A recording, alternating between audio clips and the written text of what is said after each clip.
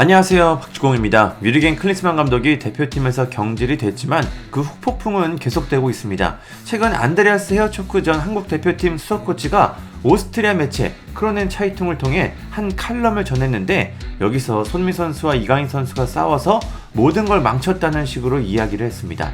참 어처구니가 없는 인터뷰입니다. 클린스만 감독과 함께 헤어초크 코치도 자신의 잘못들은 전혀 인정하지 않고 선수들의 책임만 강조하고 있습니다. 이런 사람이 한국 대표팀의 수석 코치였다니까 확실히 대한축구협회 감독 선임 시스템이 완전히 잘못된 걸 다시 한번 보여주고 있습니다.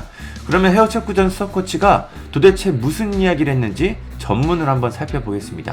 먼저 헤어초크는 아시안컵에서 탈락한 후 나와 클린스만 감독은 한국 대표팀과 계속 동행하게 될 것으로 예상하고 있었다. 특히 대회 성적이 2026년 월드컵까지 계약을 연장하는 요구사항을 충족했기 때문에 그렇게 생각했다. 그러나 지난 며칠 동안 상황은 우리에게 불리하게 돌아갈 수 있다는 걸 보여줬다 라고 했습니다. 확실히 아시안컵에서 16강 이상의 성적을 내면 경질이 어려웠던 것 같습니다. 이어서 정몽규 회장을 향한 정치권의 압박은 매우 컸다. 그는 항상 우리를 지지해줬지만 결국 포기할 수밖에 없었다. 유감스럽다. 첫 부임 후 어려운 상황을 이겨내고 13경기를 무패로 향하고 있었기 때문이다. 요르단이 1960년 이후 첫 아시안컵 우승을 향한 우리의 꿈을 준결승에서 빼앗기 전까지는 그랬다 라고 했습니다. 정몽규 회장은 클린스만 사단을 확실히 신뢰하고 있었습니다. 일반 축구 팬들과 조금은 다른 시선이었다는 걸 알 수가 있습니다. 계속해서 중요한 경기 전날 저녁 팀 내부에서 세대 갈등이 벌어졌다.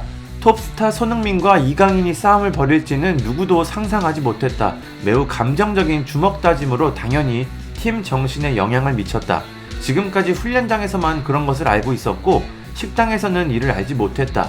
단 몇 분 만에 우리가 이전에 몇 달에 걸쳐 공들여 구축한 거의 모든 것이 무너졌다 라고 했습니다. 대회의 실패를 단순히 두 선수의 갈등으로만 바라보고 있습니다. 마지막으로 헤어초크는 지난 1년 동안 저는 클린스만 감독과 한국에 대해 여전히 감사드린다. 짧고 유익했지만 매우 아름다웠다. 그러나 지난 몇 달 동안 언론이 절대적으로 부정적인 것을 찾는다면 결국 그것을 찾아낸다는 사실도 알게 됐다 라면서 칼럼을 마쳤습니다. 언론들이 너무 지나치게 자신들을 비판했다, 이런 점도 마지막에 언급을 했습니다. 같은 경기를 본 게 맞는지 참 의심스럽습니다. 헤어초크 전 수석 코치도 클린스만 감독과 비슷합니다. 재택근무를 주로 했고 오스트리아 스카이스포츠에서 챔피언스리그 중계를 하는 등 대표팀 외적인 행동들을 더 많이 했습니다. 그리고 대표팀의 전술은 사실상 수석 코치가 그림을 그립니다. 이번 아시안컵에서는 도대체 무슨 전술을 쓰는지 알기 어려운 모습들이 자주 보여졌습니다.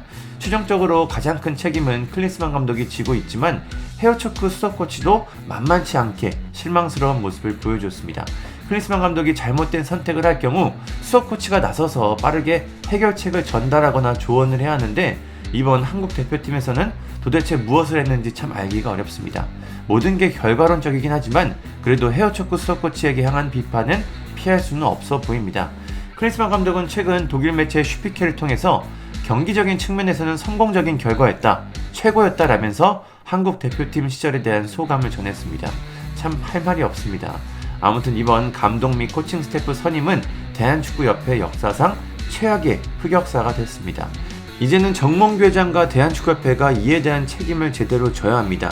정몽규 회장이 바뀌지 않는 한 협회는 바뀌지 않을 것 같습니다. 정몽규 회장의 임기는 2025년 1월까지입니다. 그리고 4선을 암시하는 발언도 해서 축구팬들의 불안감은 점점 더 커져가고 있습니다. 감사합니다.